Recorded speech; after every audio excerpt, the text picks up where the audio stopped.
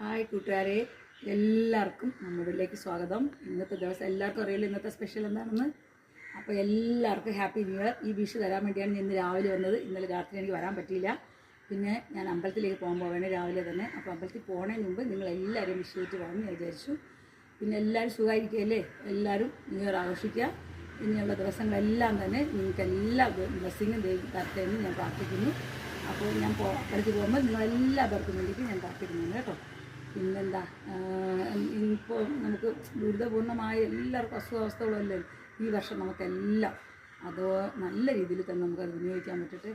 ഓരോ ടൈമും നിങ്ങൾ നല്ല രീതിയിൽ തന്നെ ആലോചിച്ച് ഓരോ കാര്യങ്ങളും ചെയ്തു പോവുക. കഴിഞ്ഞ വർഷത്തിൽ കഴിയാതെ പോയ, എടുക്കാൻ തീരുമാനിച്ചത് ചെയ്യാൻ പറ്റാതെ പോയ എല്ലാ കാര്യങ്ങളും നിങ്ങൾക്ക് ഇപ്രാവശ്യം ഫുൾഫിൽ ചെയ്യാനായിട്ട് വേണ്ടി ഞാൻ നിങ്ങൾക്ക് വേണ്ടി പ്രാർത്ഥിക്കുന്നതാണ്. നിങ്ങളതനുസരിച്ച് അതുപോലെ ചെയ്യുക. പിന്നെ എനിക്ക് നിങ്ങൾ എല്ലാവരും എനിക്ക് നല്ല